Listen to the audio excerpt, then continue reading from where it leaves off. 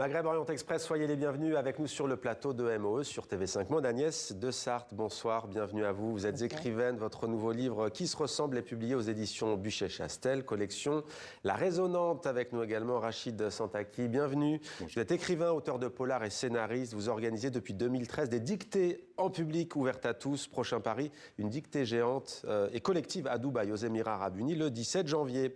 Et pour la musique en visio d'Alger, Hsen Agran, merci beaucoup d'être avec nous dans la capitale algérienne. Vous êtes chanteur, compositeur, fondateur avec votre frère jumeau Houssine du groupe Caméléon. Vous serez en concert au Cabaret Sauvage le 16 janvier. On commence avec vous et votre clip Lila Musique.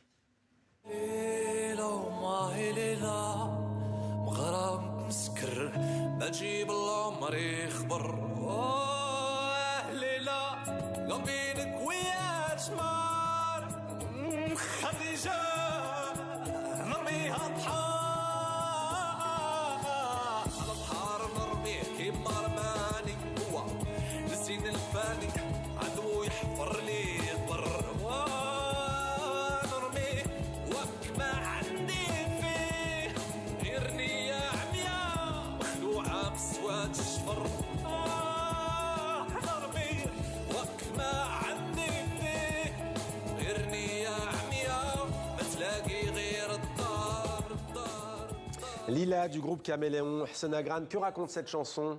C'est une chanson qui parle des émotions profondes comme le chagrin d'amour. Dans cette chanson, j'exprime ma vision en fait par rapport à nos sentiments, que parfois on prend des jugements par rapport à nos sentiments et on tombe dans quelque chose de vraiment paradoxal où l'amour se mélange avec le chagrin et c'est ça à peu près l'univers de cette chanson. Alors vous suivez votre propre voix entre rock, shahabi, raï et reggae. Comment est-ce que vous trouvez les bonnes vibrations pour vous et pour nous? Comment est-ce que vous créez vos sons?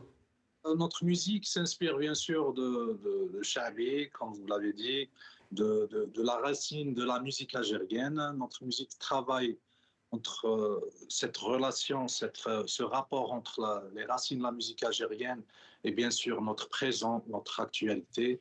Elle ne cherche pas à figer ces traditions, mais de les faire parler, de les faire dialoguer avec notre présent. Ouais. Rachid Santaki, j'ai dit à Hsen Agran il y a quelques instants, vous suivez votre propre voix. Je me suis demandé, voix V-O-I-E ou voix V-O-I-X? Tout dépend de la voix. Là, les deux fonctionnent. Ça dépend si vous prenez le chemin ou si c'est la voix. Si c'est la voix du chant ou si c'est la voix, le chemin, en effet. Hsen Agran, vous écoutiez qui quand vous étiez jeune? Je sais que vous inspirez beaucoup des maîtres du shahabi, El Anqa, Amar Zahi ou encore Kamal Messaoudi, du raï aussi avec Khaled ou Bilal. Vous écoutiez quoi, vous, avec votre frère, par exemple, plus jeune? J'ai vraiment... beaucoup de musique algérienne, bien sûr, comme vous l'avez dit. Le raï avait du shahabi, j'avais des frères et chacun d'eux écoutait une musique différente de l'autre. Il y avait le raï, le shahabi, avec qui écoutait le reggae, du blues aussi, du rock, Pink Floyd, et vraiment le flamenco aussi.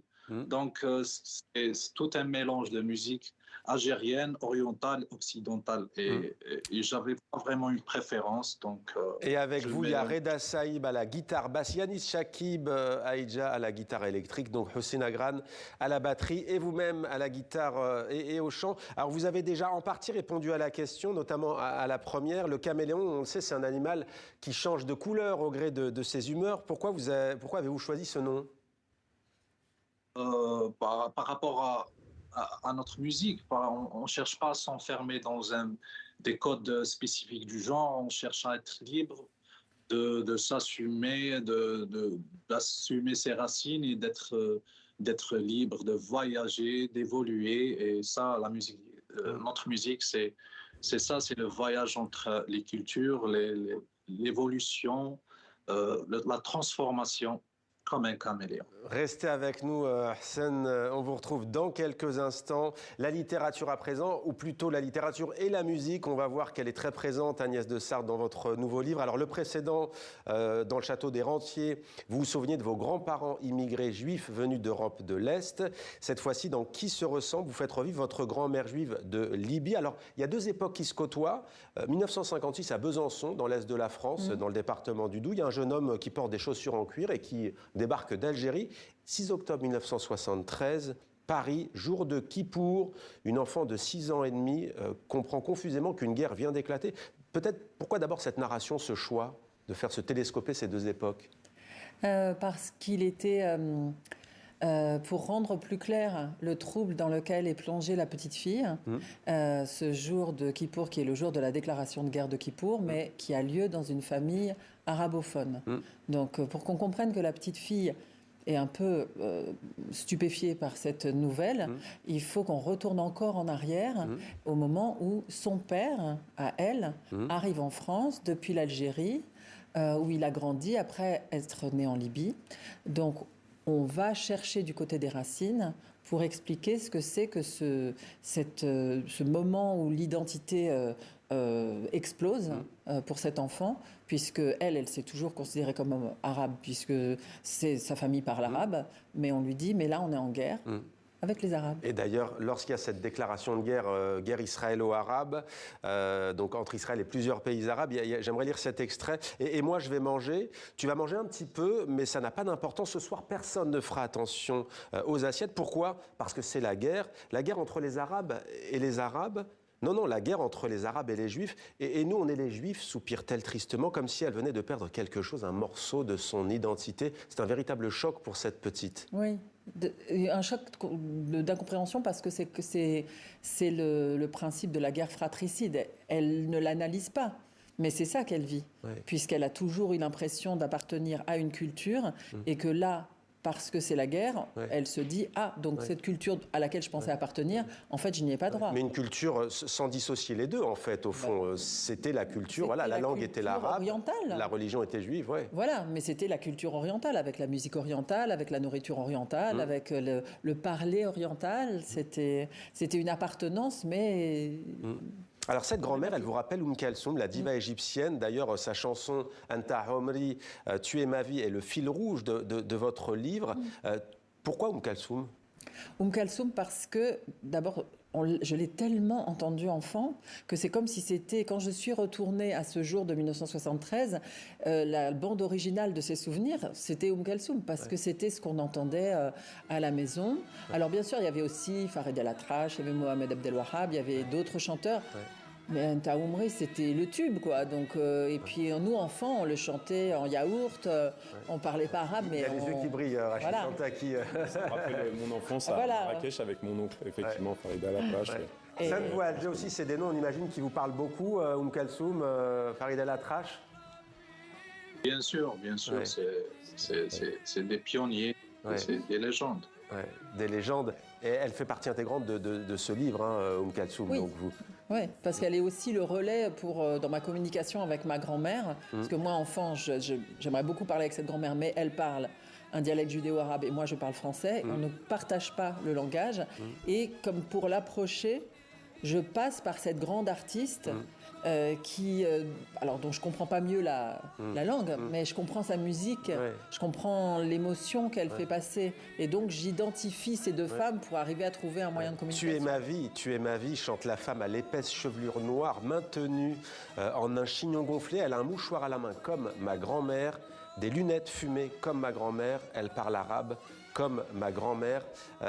La Libye. Que reste-t-il de ce legs pour vous, au fond? À la fois, d'ailleurs, vous êtes déjà allé en Russie, vous êtes déjà allé en Roumanie, dans cette région aussi, qui est aujourd'hui la Moldavie, qu'on appelle la Bessarabie. La Libye a connu une guerre civile terrible. Tout à l'heure, on fera un petit saut, vous verrez, j'en dis pas plus, en Libye. Qu'est-ce que ça représente pour vous, cette double appartenance? Alors, c'est vraiment dans ce monde, notamment depuis le 7 octobre 2023, et ce qui s'est passé entre Israël et les Palestiniens. C'est une double appartenance, c'est une quadruple appartenance, en fait. C'est avoir grandi avec la notion que des deux côtés, ma famille était appartenaient à un élément qui était le même, c'était 2 familles juives, mais pour moi, elles étaient aussi étrangères qu'on peut l'être. C'est-à-dire qu'il y avait une famille orientale et une famille occidentale. Et cette différence, elle était pour moi extraordinairement sensible dans toutes les habitudes, dans la cuisine, dans la façon de se conduire, la façon de parler. Et c'est pas seulement une question de langue, c'est aussi une façon d'être.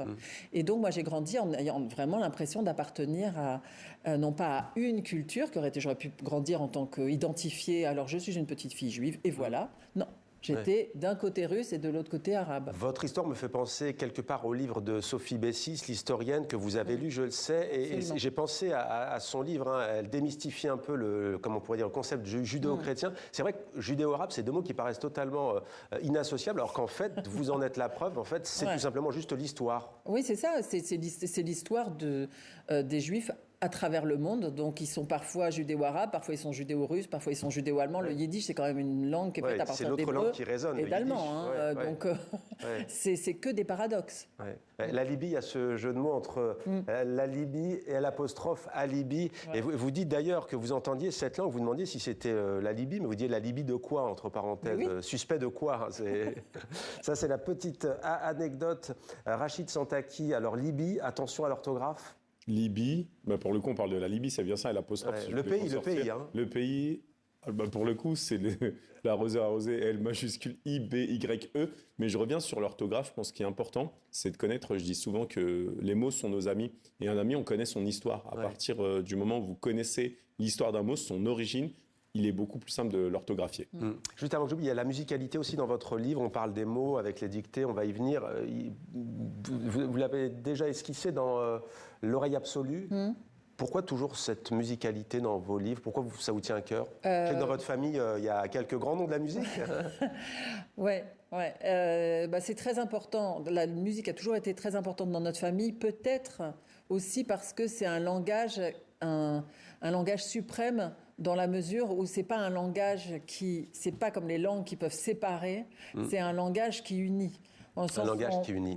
Et ça, c'est très rare. Alors, votre frère est chanteur d'opéra et votre belle-sœur, on va la citer. Peut-être qu'elle va découvrir MOE grâce à nous et grâce à vous, Nathalie Dessay, que l'on salue. Rachid Santaki, donc ça fait maintenant longtemps que vous maniez les mots, que vous savourez les difficultés syntaxiques aussi et que vous portez les secrets de l'orthographe et de la grammaire. Pourquoi avoir lancé cette grande aventure de la grande dictée il y a maintenant 13 ans? Alors, pour résumer au départ, c'est né d'un malentendu. L'idée était de rassembler une 50aine de personnes à Argenteuil, avec un acteur associatif qui m'avait sollicité. Et nous avons commencé non pas par les mots, mais par les lots. Je dirais l'OTS des formations.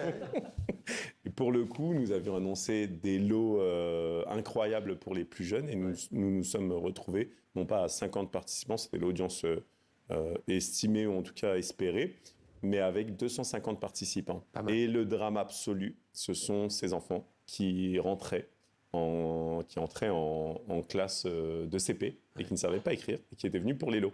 Donc j'ai dû faire le pompier avec des enfants sanglots sur un extrait des Trois Mousquetaires avec beaucoup de passés simples. Et donc, entrer en CP sans savoir écrire. Sans savoir écrire, mais des enfants venus avec les parents qui souhaitaient absolument que les enfants participent, et c'était non plus une dictée mais plutôt un loto. J'ai réalisé en fait l'horreur de cette dictée. Tout s'est bien terminé et un mois plus tard à Saint-Denis, je réitérais avec Le Petit Prince avec un texte beaucoup plus court. Et surtout, tout à l'heure, vous en parliez, c'est le moment, vous parliez de rassembler, le côté aussi unir et universel. C'est que les mots et l'écriture aussi, parce qu'on parle beaucoup d'orthographe, mais le fait d'écrire, l'effort physique, la dimension cognitive, rassemble les parents, les enfants, les aînés. Et cette dictée, à partir de ces 2-3 premières dictées, j'ai tout de suite compris qu'il y avait un enjeu. Après, pour la petite histoire, donc on a énormément de points communs avec ma mère qui est française, mon père qui est marocain. J'ai grandi à Marrakech, bien que né ici. Je faisais des dictées à mon père. La revanche de mon père qui était coché à Marrakech, quand il est arrivé dans les années 70, je rentre en classe de CP, en CE1, dès le CE1, je faisais des dictées à mon père. Et ça, c'est lui qui me l'a rappelé, pas à son âme. Donc la dictée, c'est une longue histoire. Et finalement, mon rapport à la dictée n'est pas forcément celui de la langue, mais c'est rassembler les gens, les rassurer. C'est ça qui est intéressant, c'est qu'il y a la question éducative, scolaire. On sait que la dictée, c'est l'exercice par excellence, en particulier dans le monde francophone, en France et dans tout le monde francophone, qui traumatise parfois d'ailleurs les enfants, cet exercice roi qui stresse, qui crée de l'angoisse. Mais vous, à travers ce projet, il y a aussi une dimension éminemment sociale et familiale, et je rebondirai sur justement la dictée géante de Dubaï. Donc, quand je dis social, vous avez organisé des dictées. Bon, il y a l'espace avec Thomas Pesquet qui disait, mais là, c'est pas social, c'est spatial, si on peut jouer un peu avec les mots. Mais là, il y a aussi eu des expériences en prison, dans les écoles évidemment. Il y a vraiment cette dimension aussi de rassembler les générations. Complètement. Les générations, je rebondis justement sur cette dictée à Dubaï. En fait, le thème, c'est la famille et la transmission. Et donc, les organisateurs, Action académique, le lycée français international de la FLEC et Edutainment Solutions, souhaitaient rassembler les familles et qu'on ait une audience, on espère accueillir 2000 personnes, que les gens viennent en famille, entre amis, seuls. J'ai des enseignants aussi, des expatriés qui vont venir faire la dictée, qui m'ont envoyé des messages. Donc c'est rassembler tous les publics autour d'un exercice, et on ne sera pas forcément sur la langue, c'est venir écrire ensemble. Rigoler, s'amuser. Hassan, vous êtes toujours à Alger avec nous, Hassan Agran. Vous vous souvenez, vous, de vos dictées, dictées en français ou en arabe? Je parlais du monde francophone. Vous avez eu droit aux deux, non? Ouais, les deux. Je me débrouillais très bien, très bien même, mais en français, c'était un... C'est pas facile. C'est pas facile. Lettre qui, je trouvais pas la logique, pourquoi cette lettre va l'ajouter ou... C'est vrai que c'est pas la grammaire la plus logique du monde aussi. C'est Rachid Santaki, le mot le plus dur pour vous, un ou deux mots? Le plus dur... Il y a coccyx, il y a pachyderme, il y a rhododendron, coccyx.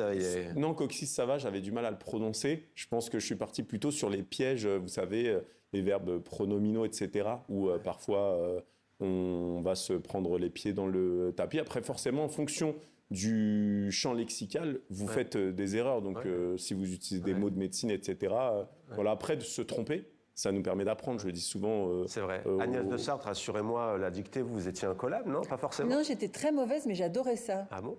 Ouais. J'avais beaucoup trop d'imagination, donc mon orthographe était complètement fantaisiste, mais je m'y suis beaucoup intéressée. Et dans les études supérieures, j'ai fait énormément de grammaire et de linguistique pour rattraper ce que j'avais pas acquis pendant les années précédentes, mais sans rancœur. Voilà, j'avais des mauvaises notes, mais j'étais heureuse de le faire. Heureuse de le faire. 17 janvier, Dubaï. Qui va assister à cette grande dictée et pourquoi d'ailleurs cette étape? Alors cette étape, c'est Axiom Academy qui souhaitait faire un tour du monde avec la dictée géante. Donc nous avons commencé ensemble à Londres. Ça a été un moment magique avec 200 participants. Vous avez couvert exactement l'événement. Et d'ailleurs, pour l'anecdote, à Montpellier, j'ai retrouvé une des participantes anglaises qui fait des allers-retours et qui est venue participer à une des dictées en gare. Donc hallucinant. Et ça a été un moment magique parce que pour le coup, de se retrouver à Londres, au lycée Churchill, de faire cette dictée... avec cette co-organisation, une synergie incroyable. Et là, je pense que cette dictée géante va être un événement exceptionnel. Francophones, évidemment. Des élèves français, des élèves francophones. Je pense que ça va être aussi une belle audience. J'ai pas mal de gens. J'ai une enseignante ce matin de Saint-Denis qui a sa sœur qui enseigne et qui va venir participer à la dictée. Alors, juste très court, mais quel conseil vous donneriez? C'est vrai qu'on a l'air des réseaux sociaux, des correcteurs automatiques. Il y a beaucoup de fautes, même enfants ou adultes d'ailleurs. Je veux dire, quel conseil? Est-ce qu'il faut lire? Est-ce qu'il faut lire tous les genres? La BD, le manga, les romans, les livres d'Agnès de Sarthe notamment? Je pense que vous pouvez vous amuser à faire des dictées. Je dis souvent, je détourne la dictée en proposant aux parents de faire des élèves les enseignants. Et donc, à la maison, se prendre un moment comme un jeu de société, de faire la dictée. C'est le plus jeune en capacité de lire, évidemment, qui va lire la dictée. Les parents qui se confrontent à l'exercice et de lui demander d'expliquer, en fait, les erreurs que les parents ont pu faire. Et là, pour le coup, ça peut être drôle. Donc, c'est vraiment... L'idée, c'est de s'amuser, un jeu ludique. Et pour le coup, l'écriture, se tromper, ça nous permet d'apprendre. Non pas forcément... On peut lire, avoir une très bonne mémoire visuelle, mais tout le monde, moi, je n'ai pas une bonne mémoire. Et pour le coup, je préfère me tromper pour retenir et apprendre de mes erreurs. Les erreurs. Direction maintenant, comme promis, le petit clin d'œil Agnès de Sarthe.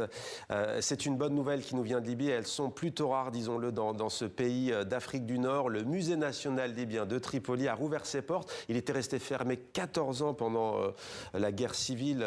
L'occasion de redécouvrir, vous allez voir, un patrimoine qui transcende transcende les clivages politiques libyens dans un pays qui reste profondément divisé. Une histoire que nous raconte Pascal Achard. Une forteresse culturelle qui s'est refaite une beauté et beaucoup de monde pour l'honorer. Le musée national libyen a rouvert ses portes depuis quelques jours et ne désemplit pas.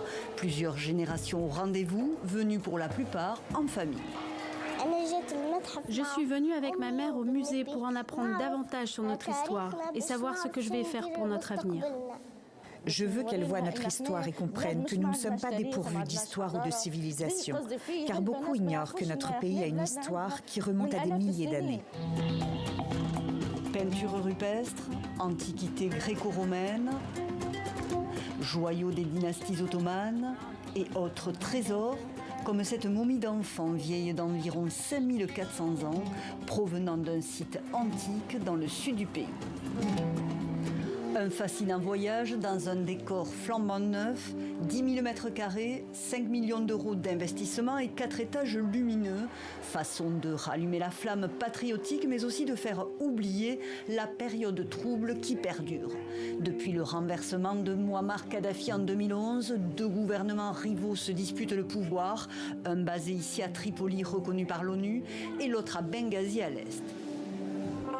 L'une des grandes fiertés ici, c'est cet espace dédié au fils de Leptis Magna, Septime Sévère, qui a dominé l'Empire romain au IIIe siècle, et cet autre consacré à des objets volés puis restitués notamment par les États-Unis et le Royaume-Uni.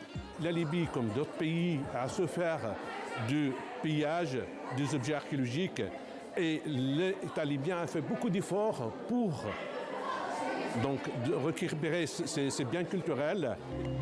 Mais la plus belle prouesse reste l'étonnante conservation des œuvres exposées, des trésors évacués par le département des Antiquités après la révolution libyenne qui ont vécu murés, dissimulés pendant plus d'une décennie dans un lieu secret avant de retrouver le public. Voilà, Agnès de Sarthe, une petite réaction à ce reportage? C'est toujours émouvant, un musée qui rouvre et un pays qui retrouve son histoire, c'est extrêmement important. Et voilà, ça nous tenait à cœur de le montrer sur TV5 Monde. Place maintenant à vos coups de cœur culturels, c'est notre séquence atmosphère.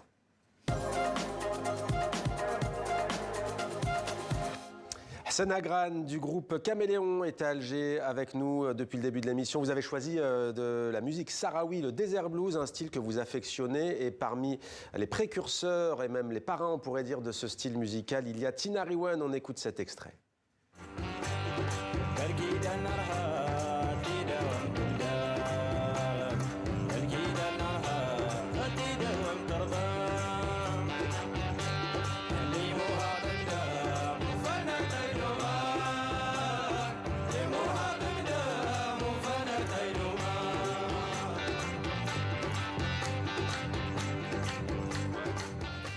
Génial, Tinariwen. Qu'est-ce qui vous plaît dans cette musique, le desert blues, Hassan Agran?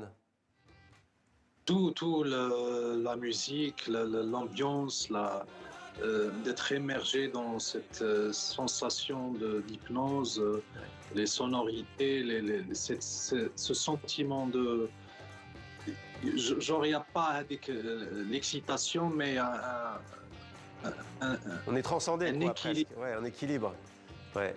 Et on est transporté. Agnès de Sarthe, la musique et le spectacle Opéra Cendrillon de la compositrice Pauline Viardot, mis en scène par David Lescaut au théâtre. Volcan, c'est au Havre, en Normandie, une région que vous aimez beaucoup. 26 et 27 janvier. Pourquoi faut-il le voir, ce spectacle? Pour l'humour. Ça, c'est très important. David Lescaut, c'est un très grand metteur en scène. Et qui fait à la fois des mises en scène impeccables du point de vue de l'espace, mais qui sont toujours irriguées par l'humour. Donc pour ça, et aussi parce que Pauline Viardot, c'est une compositrice à découvrir ou à redécouvrir. Et ben voilà pour ce beau coup de cœur. Rachid Santaki, le roman 4 jours sans ma mère de Ramsès Kefi. Amani, 67 ans, une femme de ménage à la retraite, vit dans une cité HLM et elle laisse des pâtes, sauce piquante, un jour comme ça, et puis elle s'en va. Elle laisse un mot, elle part. Qu'est-ce qui vous a plu dans ce roman?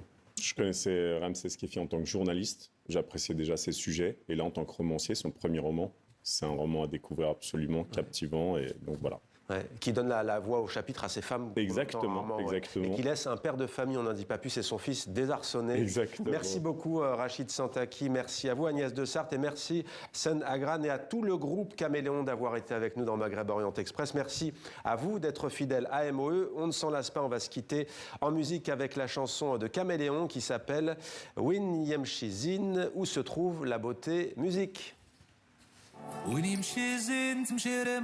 تمشي والزين ساكن هضار لابس هزي ولابساتو ديما ومن غير هزي لبسها ما يختار وين يمشي الزين تمشي ريما سكن هزين وبناها لي قصار ساكنها في الشان والهمة ومن غير هزين ما يسكن دار وما فات هزين ولا غت من دونو تخدم مع الزين وتسير وما صار ضوية في اللون كي القمر في لونو حورت العين من الديلة الجفار في ظهر الرسوم شفايف وما حنو وتقول صوت حنين محنان ويقول الصوت هذا حنين ما حن عليك خلاني حارف الحنين كي قار وهدروا ليا سامعين كي نقول الكلمة اللي ما شاف زينها ما بصفي حياته نهار يا وادروني يا سامعين كي نقول الكلمة اللي ما شاف زينها ما بصفي حياته نهار